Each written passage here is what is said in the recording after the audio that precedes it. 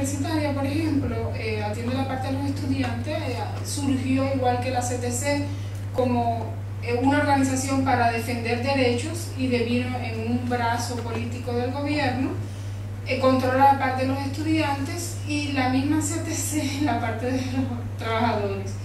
Entonces resulta que si uno es ama de casa y entonces tienes que ser registrado para la marcha por el CDR, si eres estudiante por la FEU y si eres trabajador por la CTC. Y pues te entregan la constancia de que tú estuviste en esa marcha. Cuando uno no tiene esa constancia, por ejemplo, si eres una ama de casa, uno piensa, quizás no tenga nada que perder, pero si tiene un hijo estudiando en la universidad, en determinado nivel, eso puede traer problema a su familia. El estudiante igual. Incluso yo me acuerdo cuando yo era estudiante, yo intentaba de inventar, no, yo no voy por la FEU porque voy a ir por el CDR, y al CDR, yo no voy por el CDR porque voy por la FEU, pero al final me acorralaban y tenía que presentar algún papel, y entonces tuve que inventar una cuestión médica y todo fue un lío para evadir una marcha. Que es asombroso, porque es... Y a veces incluso me acuerdo que hubo una época que en las marchas al final había mucha escasez, bueno, todavía hay escasez de problema de ropa y eso en Cuba, entonces vendían a buen precio unas franelas o pullover o t-shirt, vendían comida también en pleno lo que llaman periodo especial, o sea que habían otros incentivos también ya, digamos, materiales o más del estómago, pero está el control ese, ya sea una organización u otra, de que tú tienes que ir y tienes que tener la constancia de asistencia para la hora de tú querer una promoción o de que tu hijo ingrese a la universidad o determinadas situaciones que sepan que tú fuiste a las marchas. Y si no fuiste, bueno, sabes cuáles pueden ser las consecuencias. Sí, que no la conocía. Hay siempre muchas maneras de controlar. Y esto estoy hablando de la marcha, pero ese mismo sistema funciona también, por ejemplo, para el día de la votación.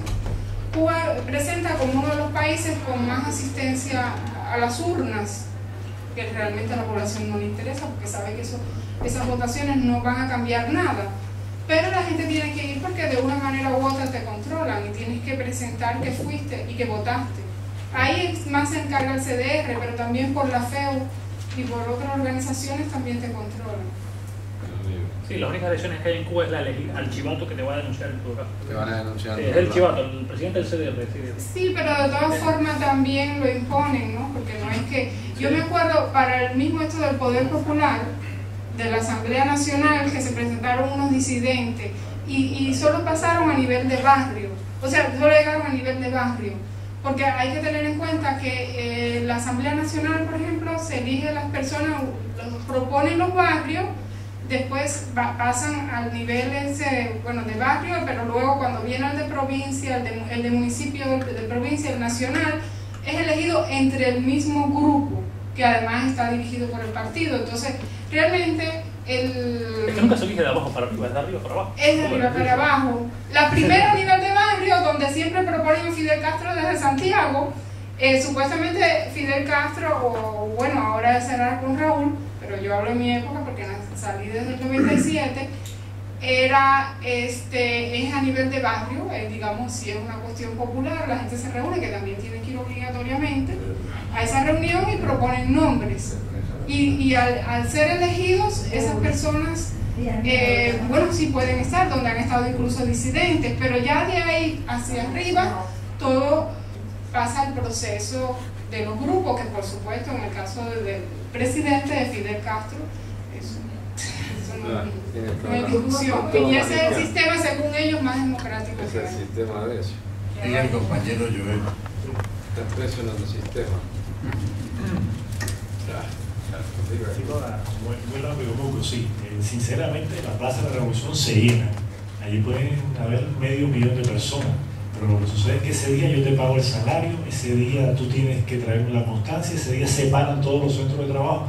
Y como casi todas las empresas en Cuba son estatales, lógicamente, si yo te pago el día de salario, tú tienes que asistir a donde yo te pago. Fíjate en el documental de Carlos Montaner, como el taxista dice, bueno, si yo no voy al 1 de mayo a un desfile, cuando entra un auto nuevo, le toca al de al lado o yo pierdo mi plaza de taxista. Y realmente eso es lo que sucede en esta sociedad totalitaria. Yo sé que para los hermanos latinoamericanos que han vivido en democracia y que ya quizás las dictaduras anteriores se les han olvidado, no han tenido, pues que nosotros tenemos la dictadura más antigua del mundo. Entonces, realmente nosotros sufrimos en carne propia ese desgaste tan fuerte.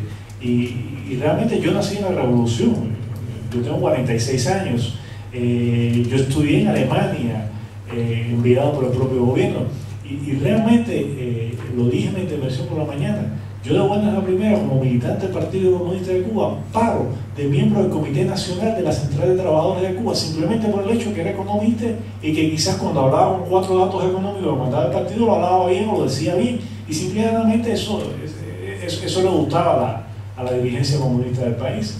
Pero cuando tú empiezas a darte cuenta, y realmente cuando tienes estudios y ves que los datos económicos que tú estás procesando no dan, Cuba en estos momentos, ¿tú crees que puede ser el país que tenga la tasa de desempleo más baja del mundo? Eso es imposible, eso son mentiras, eso son manipulaciones.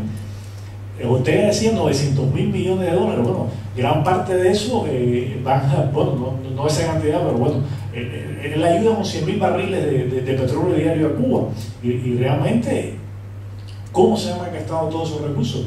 Hay un cuento, un chiste que dice que si Fidel no acabó con el desaparecido campo socialista y no acabó con toda la riqueza de la Unión Soviética, también en un futuro va a acabar con y va a secar a Venezuela, porque eso ha sido una de las características que ha tenido la revolución cubana, entre comillas, que ha sido estafar a todas las personas. Desde el desaparecido campo socialista, que lo que se le debe es todavía, ni se sabe qué cantidad, porque en Cuba hay una característica, se pierden los datos estadísticos, y realmente somos la tasa de desempleo más baja del mundo, el Producto Interno Bruto que más crece en el mundo, pero Cuba no tiene ni un par de zapatos para ponerse, ni un plato de comida para llevarse a la boca, y es lamentable. Y realmente en el aspecto sindical, aquí me voy a referir a una cosa muy específica porque la conozco, porque estuve dentro de la Central de Trabajadores de Cuba. Aquí están los piqueteros de Argentina, y esta gente, mucha de esta gente ha sido capacitada en una escuela que se llama la Escuela Nacional de Cuadro Lázaro Peña. Pero han asistido a esa Escuela Nacional de Cuadro Lázaro Peña, y no te lo digo yo, lo se puede leer y se puede buscar en internet, más de 3.000 dirigentes sindicales de América Latina, entre comillas. Entonces, la prioridad número 1 en esa escuela ahora lo tienen los dirigentes sindicales de Venezuela. O bueno, lo están capacitando allí, y por supuesto es un proceso de llevar la ideología que se quiere transmitir, el famoso socialismo del siglo XXI. Y el socialismo, bueno, fracasó en el siglo XX, es decir, que en el siglo XXI es una meta inalcanzable totalmente, es una ilusión que existe en ese pensamiento de Chávez, de los Correa y de toda esta gente. Ojalá Argentina no tenga que pasar por esa desgracia. Ojalá este gobierno, bueno, por suerte ya perdieron en las elecciones, bueno, parte de ese gran poder que tenían en el Congreso, y ojalá esta famosa ley de medios no llegue a materializarse. Y ojalá los sindicatos acá en Argentina no tengan que pasar por todo el trabajo, por esa falta de solidaridad que han tenido los trabajadores cubanos, que están teniendo los trabajadores venezolanos, y que tendrán a no corto plazo los trabajadores de Bolivia, de Nicaragua y del propio Ecuador, porque es el mismo librito. Y a veces nuestro pueblo tiene malas memorias, como es el caso del pueblo de Nicaragua.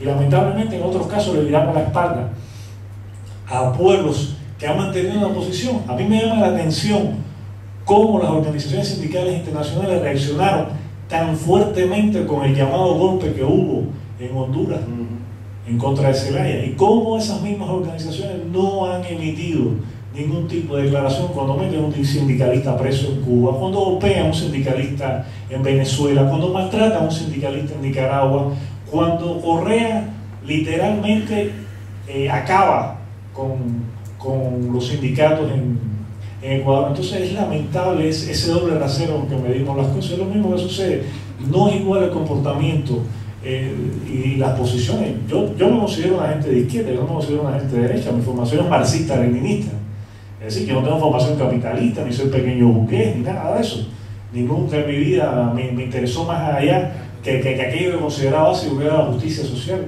y es lo que considero necesario.